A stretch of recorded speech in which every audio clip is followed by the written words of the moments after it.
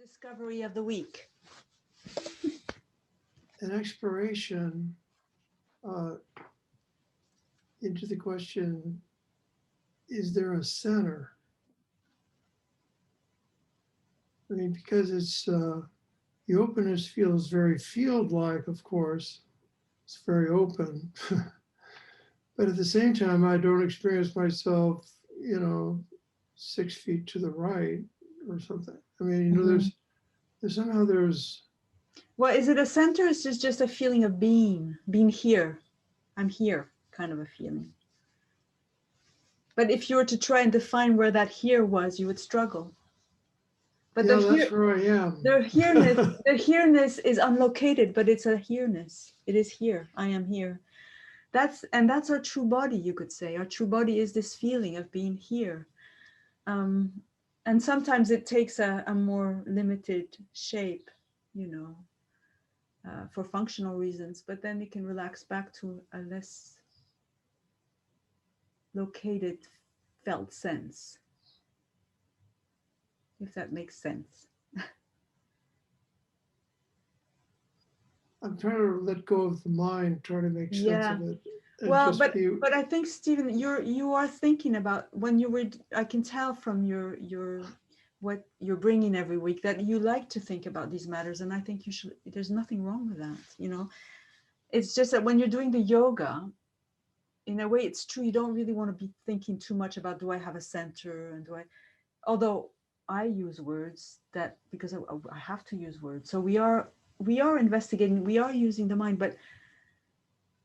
What am I trying to say?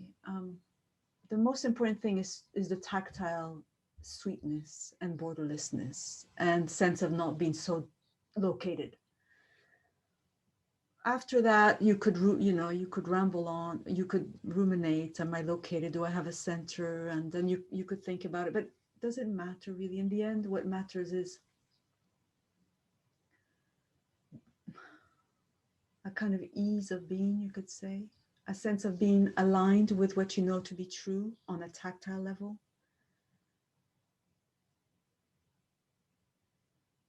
But if you think of a wave in the ocean, which is what we are waves in the ocean of presence. A wave has a center. It has a center of gravity as it moves along. And so we each have a center, of gravity, our bodies. And Well, that's a good analogy for me, yeah. Because a wave doesn't exactly have a center, it just has a movement. It just has a. But because it has a shape and because it has limits and it has to obey certain laws, the laws of physics, and the same with these bodies of ours, there are laws. So they're beautiful laws, and they're not laws of physics, they're laws of they're divine laws, right? But so it's not problematic to feel a sense of weight, a sense of the body has symmetries, so therefore there's going to be a feeling of center. The perceiving, the senses are here in the face, so it's going to be quite natural to feel a sense of location behind the face. All of those things are absolutely natural. And the thing that we're doing here in the yoga is we're trying to relax the surplus of that. Like, I'm behind the body, I'm behind the face, it's me, and you're not me, and that's too much. Relax, sweetheart, because you don't, that's too much.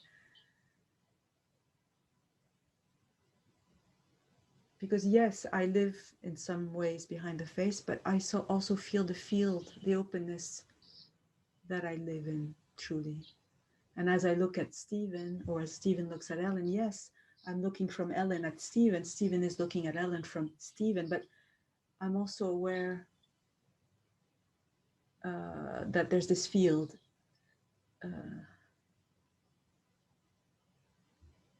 Yeah, that's pretty amazing, isn't it? Because so in some way I'm looking at the avatar of Ellen, thousands and thousands of miles away, and yet here we are. Yeah, exactly. It's all very amazing, honestly. Sometimes blows my, well, it's all very amazing. Thank you, that was helpful. Thank you, Stephen. If there's a connection between the breath and thinking, because sometimes when thoughts die down, I feel like the breath is lost somehow, and sort of it feels like the breath, like thoughts are moving with the breath.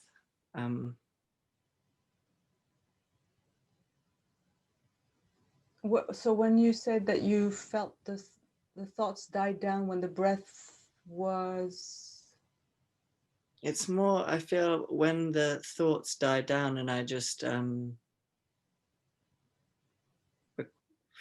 become absorbed in the stillness, I feel the breath is, it feels like I can't breathe. yeah, you can't breathe. Is that a good feeling? Or no, it's so when you're absorbed in the stillness, you lose the impulse to breathe? yeah, exactly. So is that a fearful moment? At that moment where you realize I can't breathe? Because actually, Charlie, you can breathe. It's fine.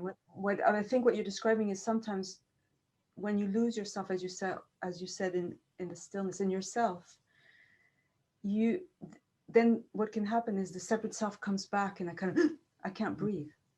And then there's a thinking happens too at that moment. So you're right in the sense that the breather and the thinker are very connected, but it's the separate breather and the separate thinker that are very connected. But I would encourage you to and hopefully with the guidance to somehow welcome the fear, see it for what it is, and then go back to the possibility of a breath that is free of a breather, and so therefore free of a thinker. But so you're right, there is a connection between breath and thought. Because I felt those very brief moments where the breath is very peaceful. Yeah, and it's completely empty of a. Yes.